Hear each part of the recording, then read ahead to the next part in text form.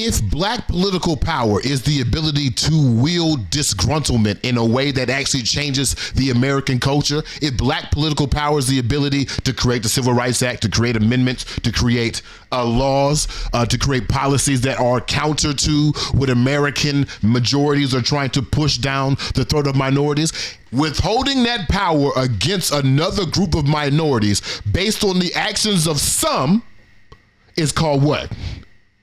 Racism. If you think about blackness in terms of a video game, which because my mind has been socialized to a certain way, that's how I think about things from time to time. I think, oh, we got the big boss, which is whiteness together. Like all together, the big white man, the undercover brother, the white dude who's undercover brother dude, right? The white man who never showed his face, that's the man, that's the big boss. Then we got all these underbosses, right? Yeah. I discovered a new underboss. I don't know if discovered is the right word, but I want to put in proper context of a new underboss that I think black folks gonna have to face. Now, hear me out, because if you stop listening after I say the next word, you're gonna be like, "Oh, be more racist," and which I'd be like, "Oh, I've been telling you that black folks should want to be racist," but we'll get to that in a second. We got a new boss. We got a new underboss, sweetheart. Okay. Latinos. Mm-hmm. Latinos and the other people who encapsulate or who are part of this people of color group, in which we should have known when they started calling us colored people to our face and the other people of color didn't object. They celebrated like, oh, I want to be part of the gang. I want to be in the group. We should have known then something was up. And I'm saying this to say this, you got the horseshoe paradox, which is like people who think on different ends of the spectrum, we often think of them as two different sides of a line, but in actuality, the spectrum is more like a horseshoe.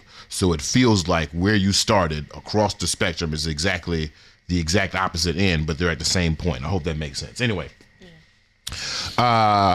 I noticed something in our time off, and I'm realizing that we are going to face a new problem, and that problem is going to have the face of other people of color. And can I show you the video that kind of triggered it? This young man has been on my mind since this situation happened, and I cannot pinpoint what exactly is wrong here. Play the video. And it makes so much sense. Post-Trump election, this video has so much different context around it for some reason. Go ahead, play the video. Latino problem? Yeah, the Latino problem, part one.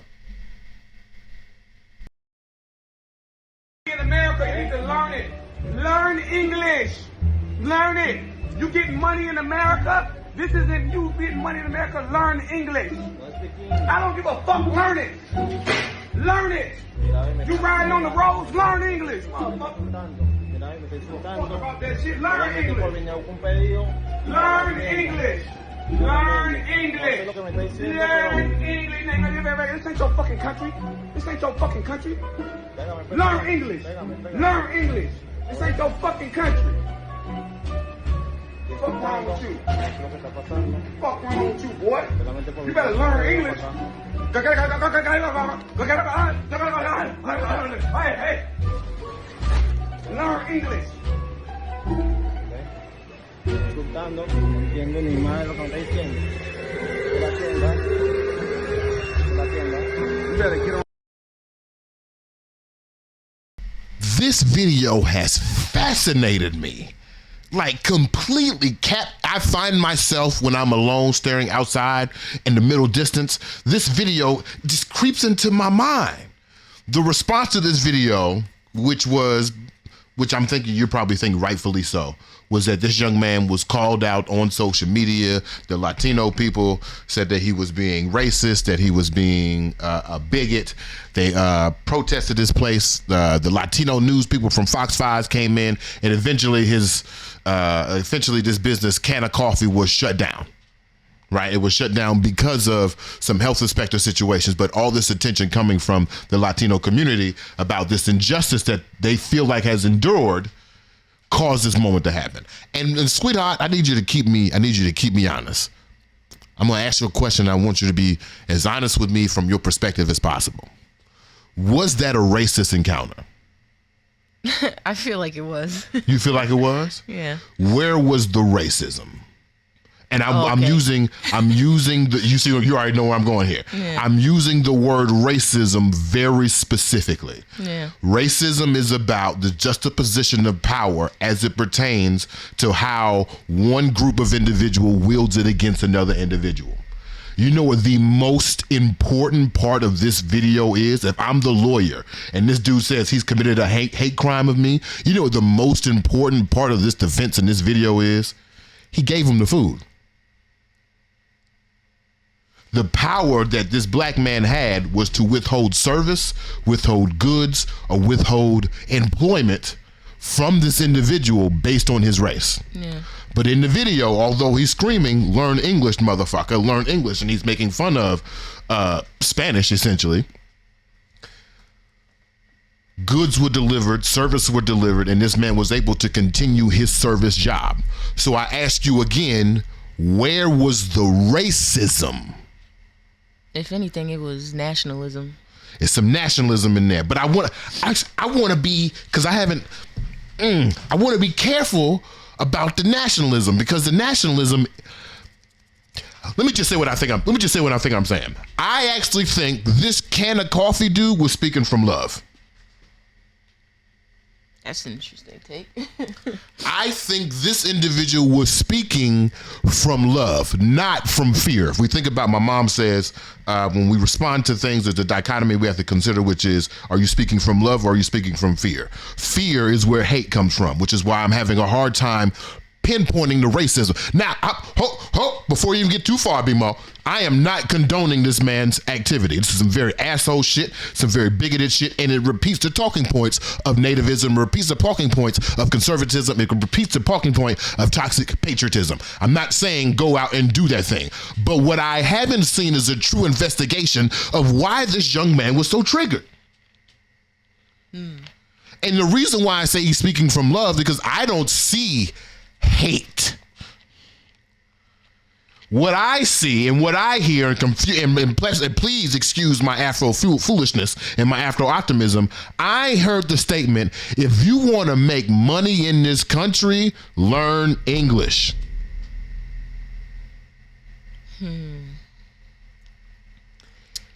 Is he wrong? Not is it a right thing to say, is he wrong? If I moved to Venezuela and opened up a food service and didn't speak any Spanish, what would the community members tell me to do? I feel like it's a bit different though. Talk me off the ledge, sweetheart, because I don't think this is racism. I'm going to show you racism in a second. And I don't think it's what people actually think it is. I don't think it's racism. I think the can of coffee dude was operating a business. Toxically so, enough to warrant opposition, enough to warrant the Latino community to boycott his business, but hate crime? Okay, I hear you, but I don't know if I agree in that he wasn't operating out of fear. I don't think it's hate though, but I feel like if his intentions were, if you want to make money in this country, you got to learn English, it would have. What would that have been? He would have said that, or I don't know. The energy would have been more, I'm trying to help you, instead of, I feel like, from his perspective, it could be that, oh, we're quote unquote losing recipes, like. Our country is being taken over or whatever. Like that is nativism. I get that. Right. That's what that sounded like to me. Like that's not what again, excuse my Afro optimism. Excuse me wanting to defend this young man. But even as much as I agree with what you just said, this business is on the black side of town, owned by a black man. And there, according to his side of the story, there are people, these Latino drivers come in, act like they can't speak English, and then essentially they do the DoorDash thing. They take the food, report to you and I that they never got the food. Negative report becomes on the restaurant. Nothing happens to the DoorDash drivers. They get free food. It happens to us all the time. I'm not blaming that specifically on this large group of people. But what I am saying, though, is here is an individual who is operating a business under duress. Another individual comes in not respecting business policies, business politics, how he operates. I feel like the nice version of him, of course, would have sat down, talked to him nicely in a soft voice, said, hey, man, you know, if you really want to get far in this country, you're going to have to learn some English. You're going to have to learn how to operate this in some type of way. You're right. The asshole version of this is screaming, making fun of your language, appropriating different talking points from the right wing. But what I'm ultimately saying is, I don't think this is racism. I don't even think this is hate. I think this is a fool acting in emotion over something he feels like is negative happening to his business, which is someone trying to steal from his business. I would like to show you, I'm saying all this to say that I would like to actually show you the actual racism. Can I show you real racism? This is discrimination at best. But I can't even say discrimination because he still got the food. He's still able to do his job. He was able to come in the building. Can I show you racism? Y'all, these people think that black people are playing. They think this is a trend. No, this is the end. Okay, it's over. We're done with. We're done. You guys are cooked, and you're cooked alone. You're by your fucking selves. When Trump is inaugurated on January 20th, we will not be on the fucking front lines of anything. You might have some black pick-me people might go over there and protest with you, but I know my black ass won't. I will not. Okay, I just researched it, and I found out that I can. I Googled it, and I found out that I can't. No, I've looked into it, and I found out that I can't.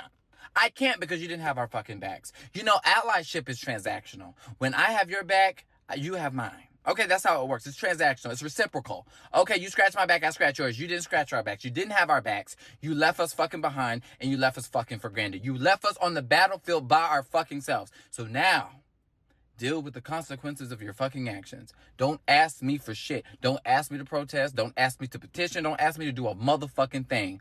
But mind my own black ass fucking business. Okay? Y'all play.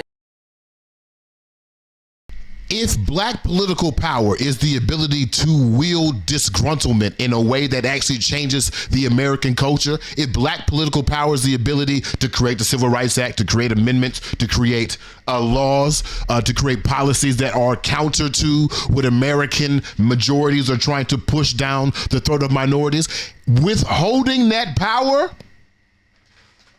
what is that, sweetheart?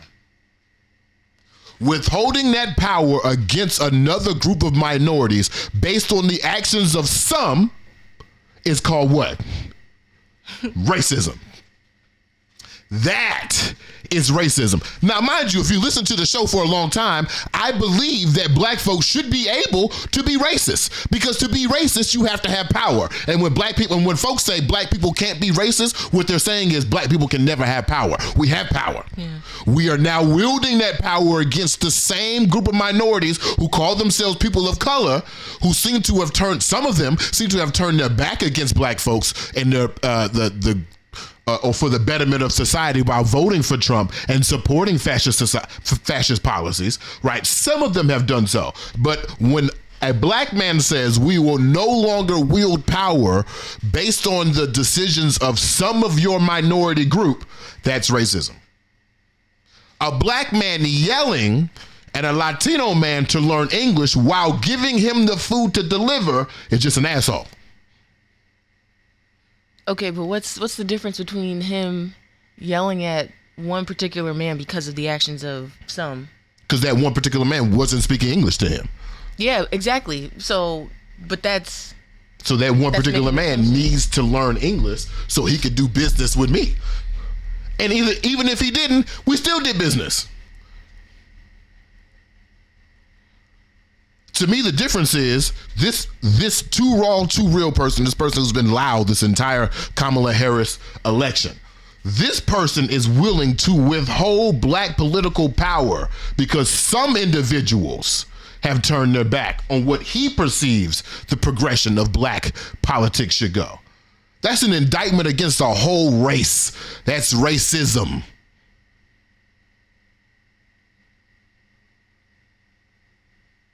And why I'm calling this a new opponent, a new boss level fight for blackness, is that all of this whole discussion we've had just now is still about the placement of whiteness.